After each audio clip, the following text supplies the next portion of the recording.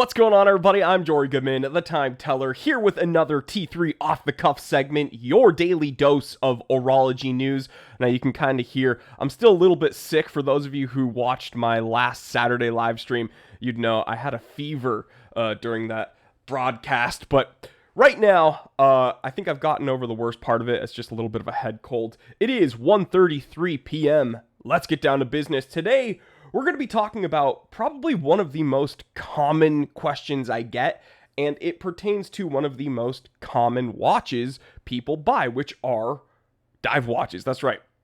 A lot of collectors go through phases. I know for myself, my interests change. Like sometimes I'm very into specific complications like chronographs.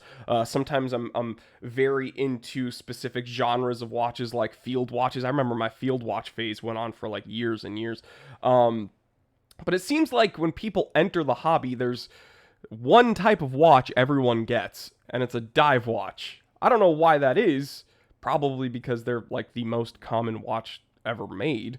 But yeah, it seems to be an archetype that people recognize as a watch. It's this watch with like a thing that you can turn, and I don't know. I have no idea. Someone explain it to me in the comment section. But people ask about dive watches, and people ask me to give them recommendations for entry-level dive watches, and I'm the time teller. That's kind of my job. So let's talk about the top 5, I'll say, entry-level dive watches under $1,000 for 2023. Let's take a look. I'll go ahead, relegate myself to the corner, and you can see this Stoa with my hairy wrist. First on the list, guys, is a Doxa. That's right. Doxa is a watchmaker that has a very deep history, no pun intended, when it comes to divers. You can see a very vintage aesthetic from this sub 200. You get a date complication. You get a Swiss-made proper diver from a legit watchmaker for $990. This is by far not the least expensive watch on the list, but falls into the criteria of a legit, really impressive diver for under $1,000. And you get these really interesting kind of bright retro pastel colors.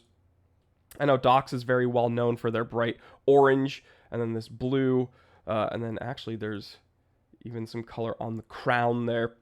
Really, really cool watch with beads of rice as the bracelet. Why did it just back me out there? What are you doing, Mayors.com? You can get the black with the kind of faux patination. I'm a big fan of that. I know some people either love it or hate it.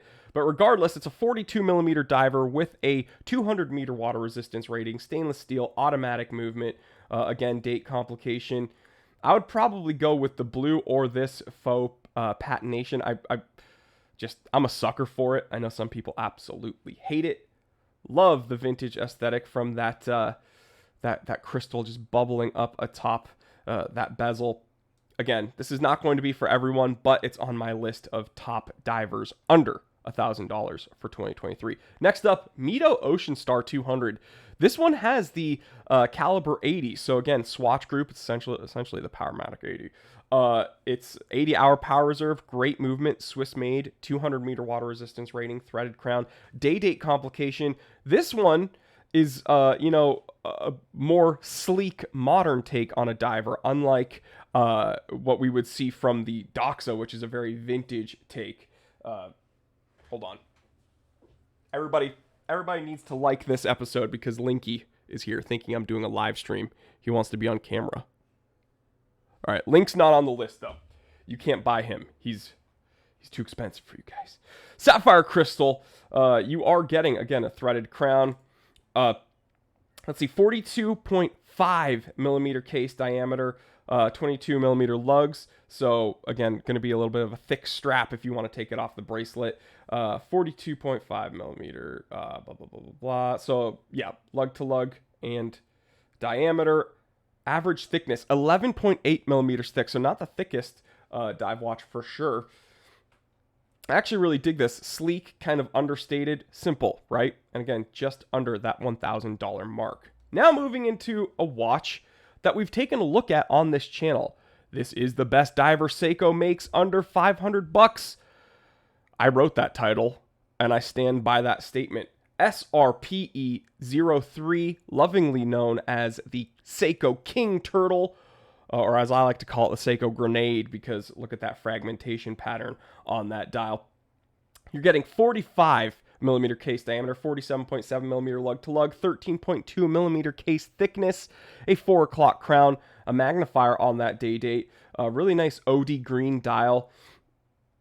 Again, guys, I really like the look of this watch. It's kind of a gold secondhand in-house movement. You're getting more of the kind of flecto from that shot against Seiko's proprietary Luma Bright Lume. If you want to watch this review, again, I'll link it in the description below, but this was released just under $500, and I don't know how you could do better than that when you're looking for like a really solid diver. And this is saying something, because when Seiko releases cool sports watches nowadays, you can pretty much bank on them being you know, over $1,000 and or limited edition. So this was a pleasant surprise. Next up, another watch we took a look at. I actually listed this as the best Submariner homage of 2022, but this is a Rotary Cematic, okay? And this was released at $250. You can still find these incredibly cheap. 42 millimeter case diameter, 13.9 millimeter thick, 48 millimeter lug to lug. Let's take a look at some of the macro shots here. Again, actually, I just realized this has a kind of, this is more British racing green. It's not really OD green. But the bracelet was fine. It wasn't anything incredibly crazy, but all the links were very, very mobile and comfortable. I remember being, you know, perfectly satisfied with that. Hey, come here, Link. Link literally, he will not be happy unless he's just being held this entire episode. Decent lume, honestly, with this watch. And I really love the look of this watch. And truthfully, I consider this to be the quintessential homage. What do I mean by that? Well, I think that word has been bastardized, because when we say homage watch, like an homage of the Submariner, people expect it to be like a pro diver, where it's just a one-to-one copy, essentially. Whereas this Rotary has enough cues to a Rolex Submariner without it being a one-to-one copy. Interesting handset, different indexes, beautiful color on that dial. I'm just a big fan of that watch. And again, it was so cheap. I don't see how you could do better than that or argue against it. So I'll leave a link to this review in the description below if you want to take a look at that. And then finally, you didn't think that this would come, I'm recommending a Frogman. That's right. G-Shock Frogman, this is the 30th anniversary edition. So if you guys care about limited edition stuff and you want a really functional diver, you can get this Frogman, and it's way better than the analog one that I have here on the desk. This is a $2,000 watch. This is limited edition, and this is not nearly as usable as this digital Frogman with a 30th anniversary. Really cool red resin, $620. And this is a diver, guys. And if I had to recommend a really functional, cool, limited edition watch, yeah, this is on the list. So I absolutely love all the watches I mentioned today. If I had to pick two for my personal collection, I think it would be the King Seiko. I don't know. Because now I'm thinking Doxa Frogman. Maybe Doxa Frogman, actually. Doxa because it's cool and vintagey, and the Frogman because it's just, I mean, it's a straight up G-Shock. But you let me know what you think, guys. If you had to pick two watches on today's list, which would you choose? If you had to add a watch to today's list, again, keeping it in the theme of divers under $1,000 that you can still get easily in 2023, leave it in the comment section below. I learned from you just as much as you learned from me, and I will catch you on the next one. Guys, so sorry, but please, everybody, say hello to Linky. He had to be a star on this episode. And yeah, stay happy, stay healthy, stay blessed. I'm Jory Goodman, the Time Teller. Always remember, I didn't invent time. I just tell it. Love you guys.